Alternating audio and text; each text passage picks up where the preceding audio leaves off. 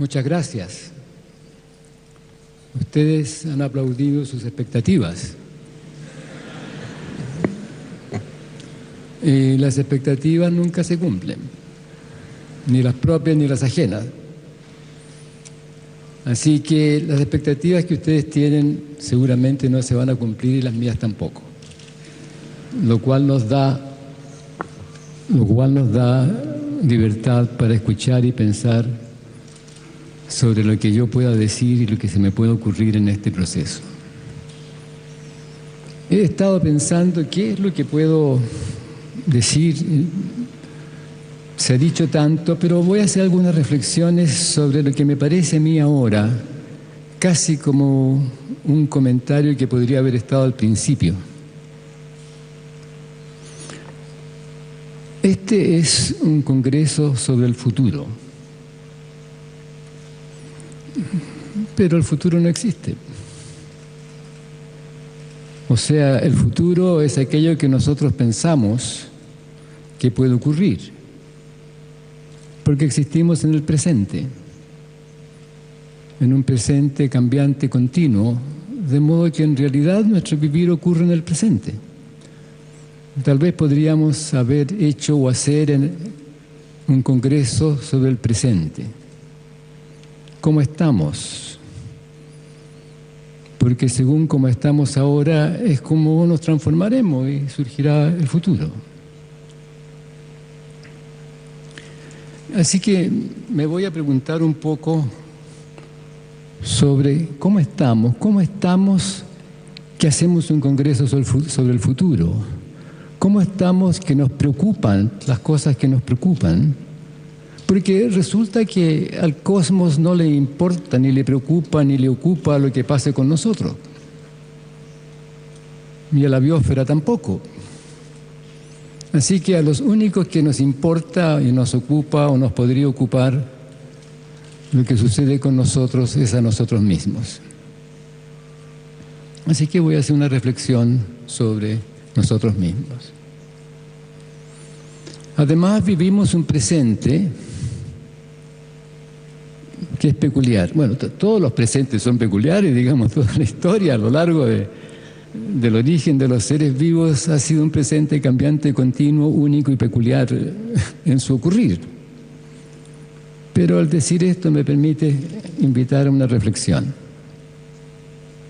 En este momento nos encontramos en la capacidad de hacer cualquier cosa que se nos ocurra si respetamos las coherencias operacionales del ámbito en que se nos ocurre.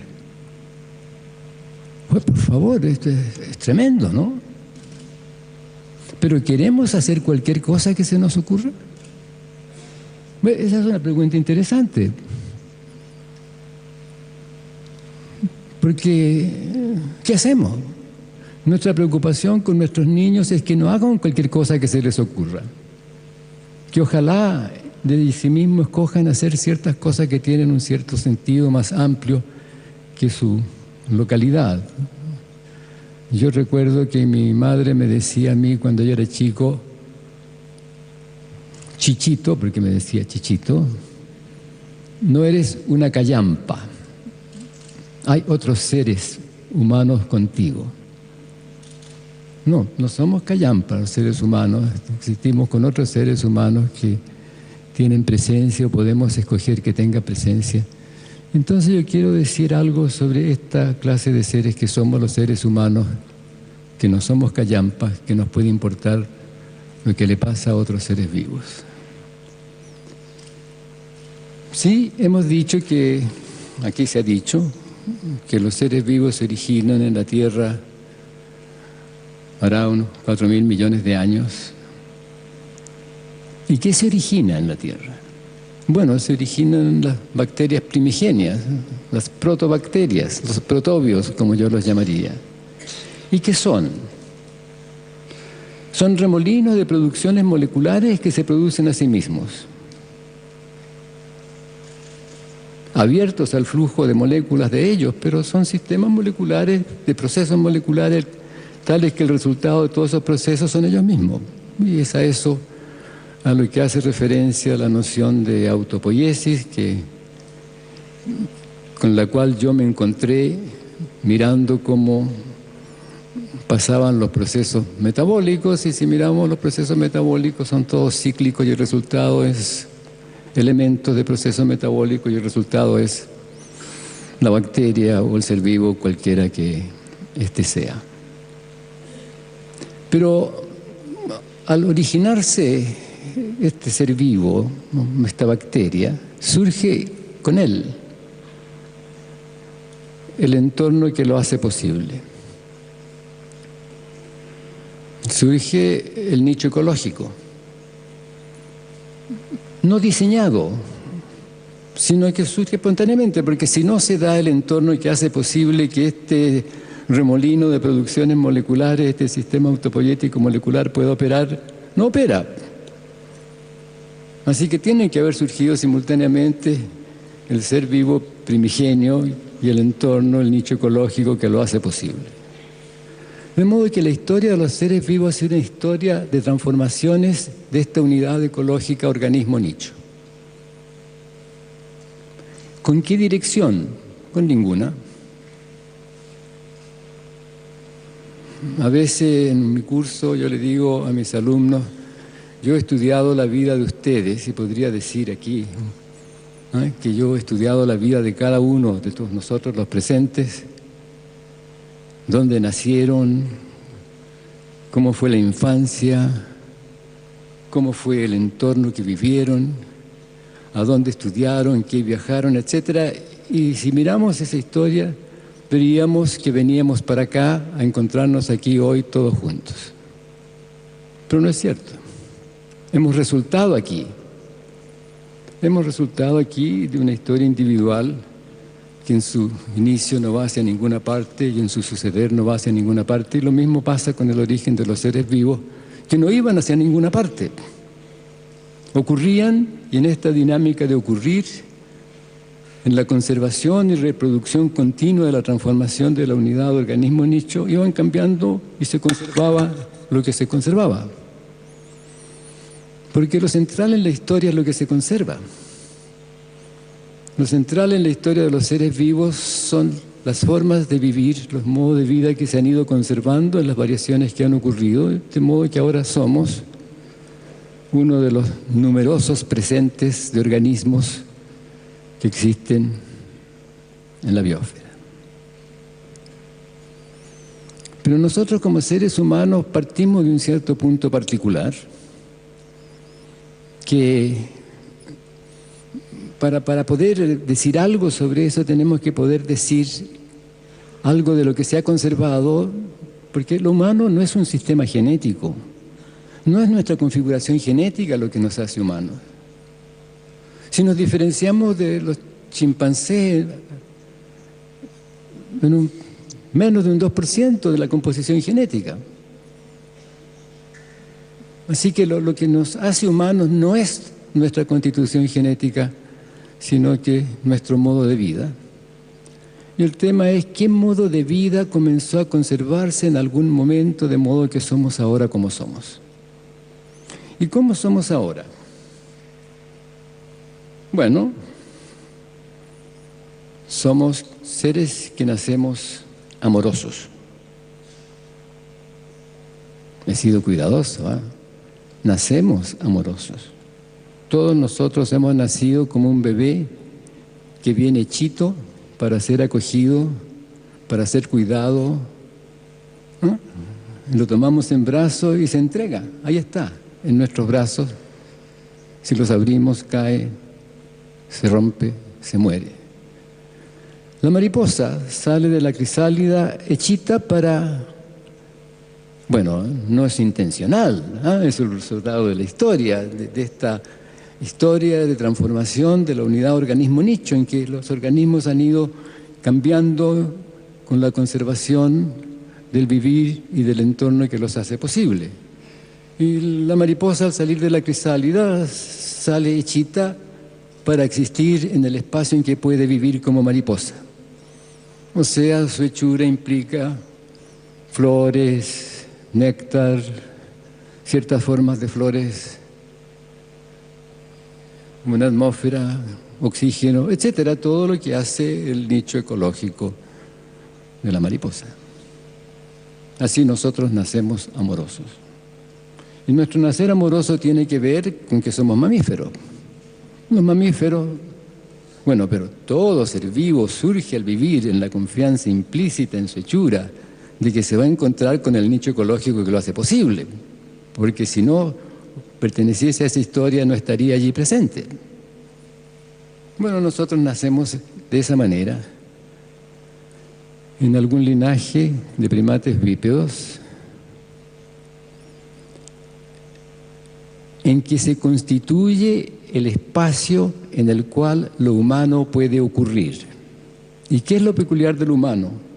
Actualmente, ¿qué somos? Bueno, existimos en el lenguaje. Vivimos en conversaciones, en redes de conversación. Aquí estamos estos 3 días conversando, lenguajeando. Y nos encanta. Ustedes no estarían aquí si no lo pasasen bien en este juego de hablar, escuchar, de escucharnos. Y otra cosa que los seres humanos hacemos y que solo es posible si vivimos en el lenguaje, que es reflexionar.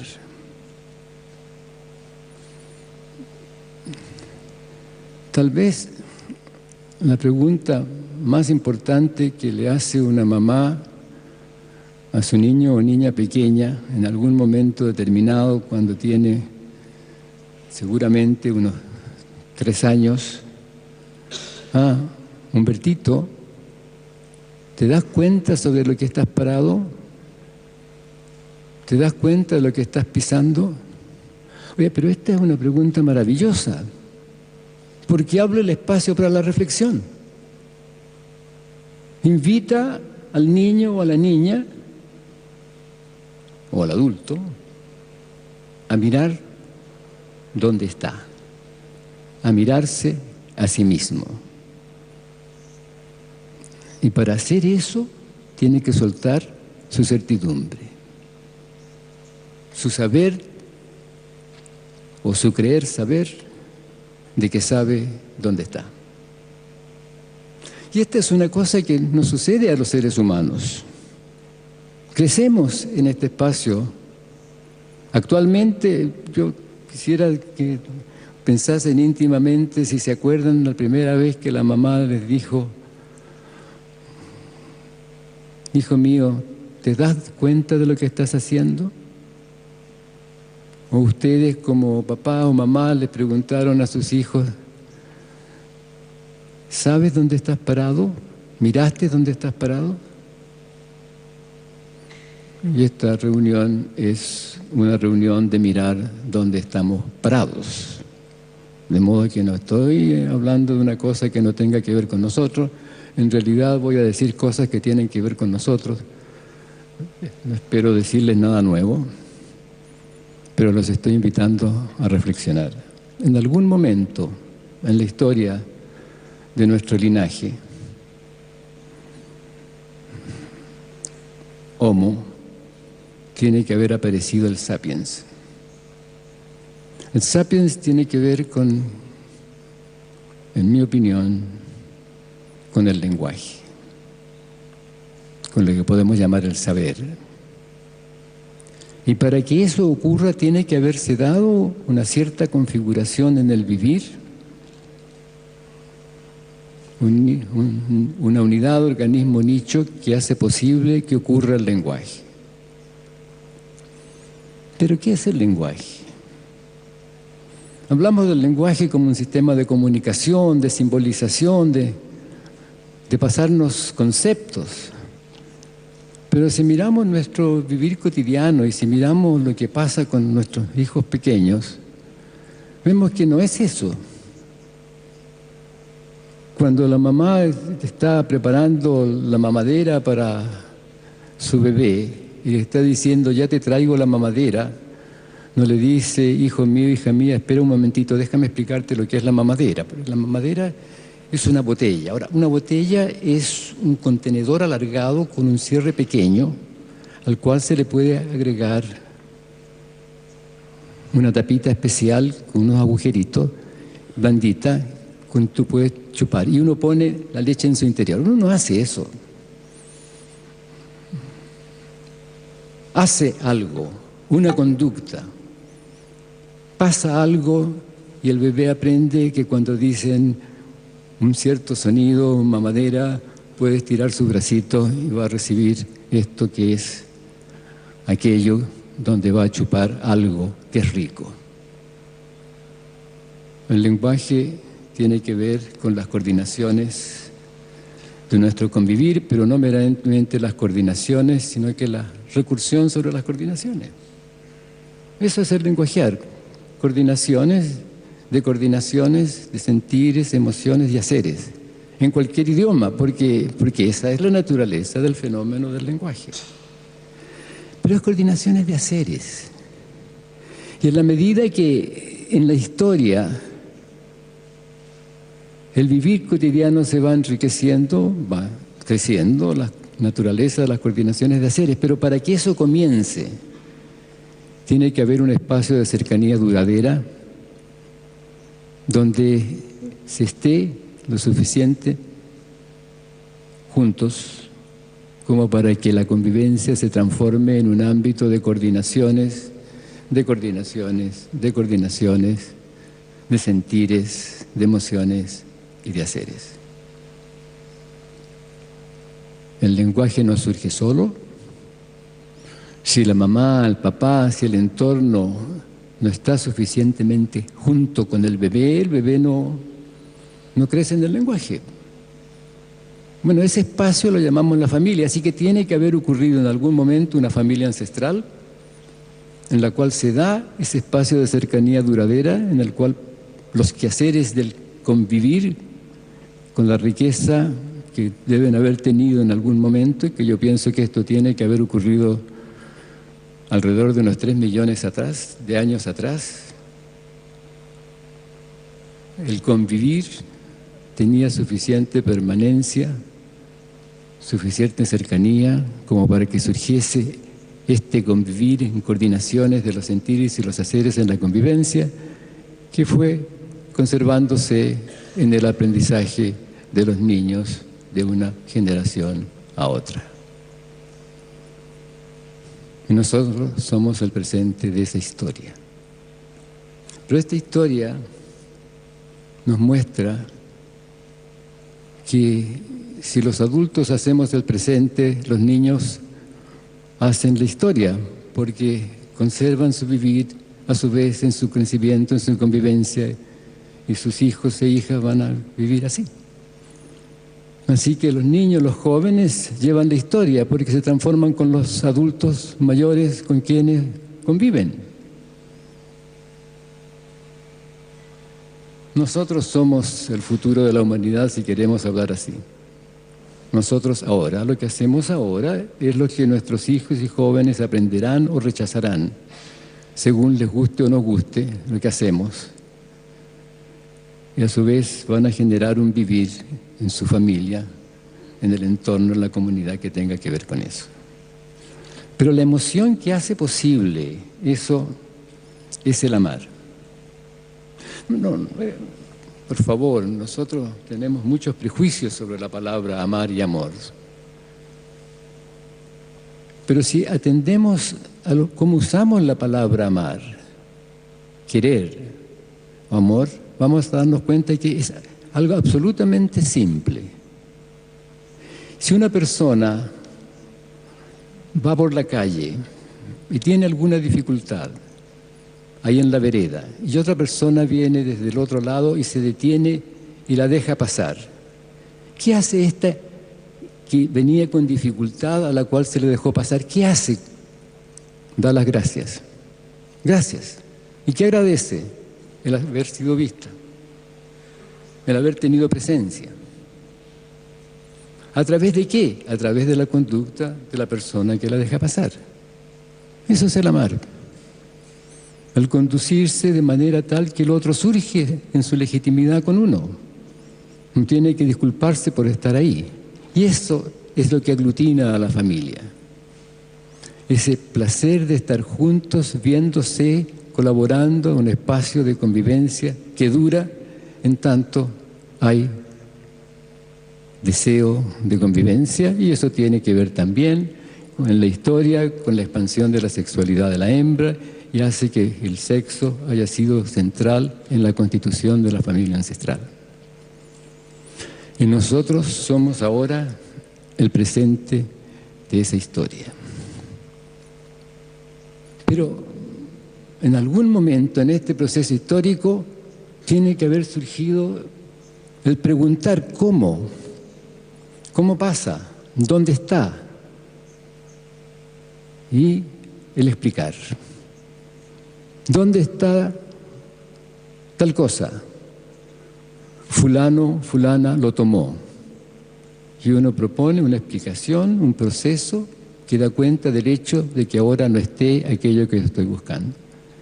Y en este proceso histórico surge el explicar. Pensemos, 3 millones de años atrás, esto va pasando, inventamos explicaciones y disfrutamos inventando explicaciones, y ahora queremos explicarlo todo. ¿Qué queremos explicar? Todo. Todo lo que nos interesa, todo lo que nos sorprende, todo lo que nos parece nuevo. Y disfrutamos explicando. Este congreso ha sido un congreso de explicaciones, de proponer historias, procesos que si ocurriesen o hubiesen ocurrido, entonces estaría pasando lo que está pasando. Y esto que estoy haciendo yo, proponiendo también, es una historia sobre nuestro origen, que sería una explicación de cómo estamos viviendo ahora, este presente. Uno inventa un pasado para explicar el presente. Pero además, los seres humanos somos adictivos. Sí, es cierto, somos adictivos. Nos gusta conservar lo que nos da placer. Si ustedes le preguntan a una persona adicta cómo es, por qué se quedó en la adicción, va a decir porque era rico, había placer en eso. Y uno no sale de la adicción a menos que reflexione. ¿Y a qué somos adictivos? A cualquier cosa. Por favor, yo no estoy haciendo una acusación, no estoy diciendo que esto es terrible, si esto tiene que ver con el aprender, que tiene que ver con la naturaleza de nuestra plasticidad, en el convivir. Y en este proceso hacemos teorías. Las teorías, fíjense que para vivir no necesitamos teorías. La mariposa no necesita ninguna teoría para vivir. La bacteria no necesita ninguna teoría para vivir. El elefante no necesita ninguna teoría para vivir. Y nosotros hacemos teorías. Y cuando aceptamos, queremos, nos gusta una teoría, entonces nuestro vivir cambia y se mete en el camino de la teoría. Y eso, no sabemos, pasará de una manera u otra según la naturaleza de la teoría. Pero además, los seres humanos no somos seres racionales. Somos, como todos los seres vivos, fundamentalmente emocionales. Es decir, nos movemos en los sentires de lo que nos da placer, lo que nos gusta, lo que no nos gusta, lo que evitamos y lo que buscamos. Todos los seres vivos se mueven en un camino que surge momento a momento, en la satisfacción, en el que ocurra aquellas cosas que son para él o ella satisfactorias en la realización de su vivir. Desde la bacteria. Si ustedes ponen una bacteria a 2 soluciones con, entre comillas, nutrientes para ella, algunas se irán a una y otras a la otra. Van a escoger porque tienen distintas características en su sensorialidad. Bueno, los seres vivos, humanos, inventamos teorías que son constructos lógicos. Y es allí donde aparece la racionalidad. Ya me pasé todo el tiempo, ya debería parar. Voy a parar enseguida. Porque como es una invitación a la reflexión, en realidad esta presentación la están haciendo ustedes. Si lo están pasando bien, está siendo buena. Pero si no lo están pasando bien y están aburridos, entonces están perdiendo el tiempo, pero voy a terminar. Fíjense ustedes que tenemos teorías para justificar una cosa u otra. Por ejemplo, todas las discriminaciones se fundan en teorías que niegan el amar.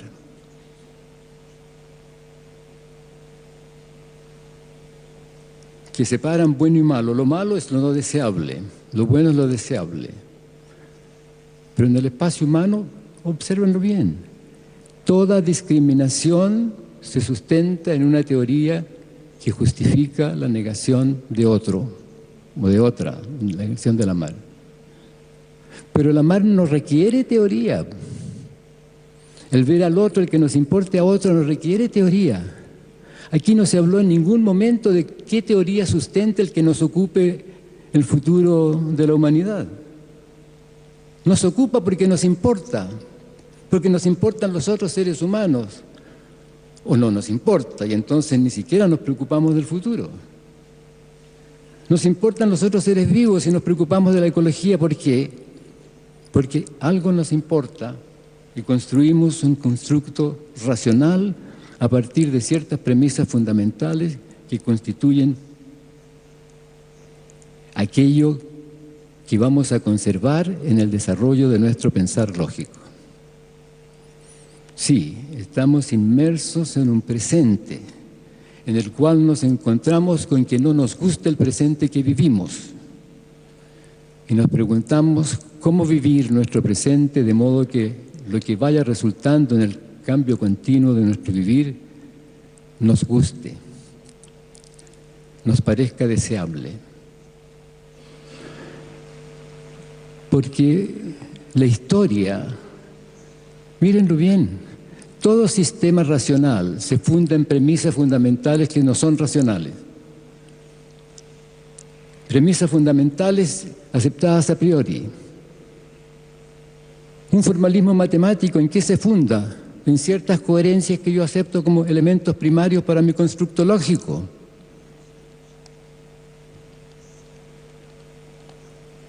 Entonces nuestras preferencias, nuestros gustos son lo fundamental. Lo que guía la historia son los gustos, los deseos, las preferencias, los miedos, los rechazos.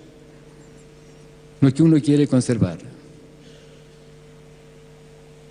Por favor, esto no es una arenga, estoy destacando y yo me apasiono. Soy latino, así que me apasiono. ¿Qué queremos conservar? Evidentemente hay algo que queremos conservar. Todas las cosas que hemos escuchado que tienen que ver con el futuro tienen que ver con lo que queremos conservar. Y ese es nuestro gran tema. ¿Cuáles son nuestros deseos? ¿Cómo generar un espacio coherente de deseos? ¿Y cómo hacerlo de una manera que no sea una teoría que se transforma en una cárcel porque la volvemos impositiva? ¿Cómo hacerlo de manera que no seamos evangelistas? Porque no llevamos la buena nueva, sino que lo que queremos es invitarlo a que tengamos alguna coherencia en nuestros deseos y en nuestros propósitos que nos lleven a preferir, por ejemplo, una producción de alimento como un nicho ecológico, con diversidad de plantas que permite la conservación de la tierra y de la diversidad biológica, a otro que nos lleva al desastre por el monocultivo y el tratamiento de la tierra y los insecticidas. La diferencia es el deseo, no la razón. Si yo no acepto las premisas fundamentales en las cuales se funda la teoría o se funda la argumentación racional que se me propone, esa argumentación racional no me hace sentido.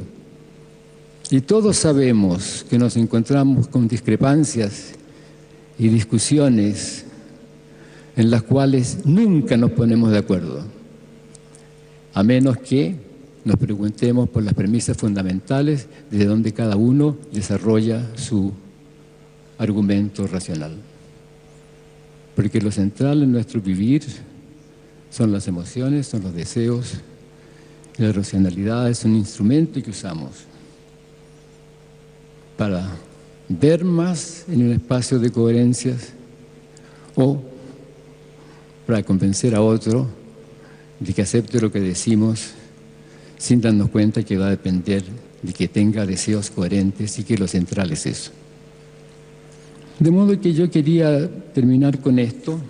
El futuro de la humanidad somos nosotros, es el presente que vivimos. El presente que vivamos dependerá de lo que queremos conservar, de nuestros deseos.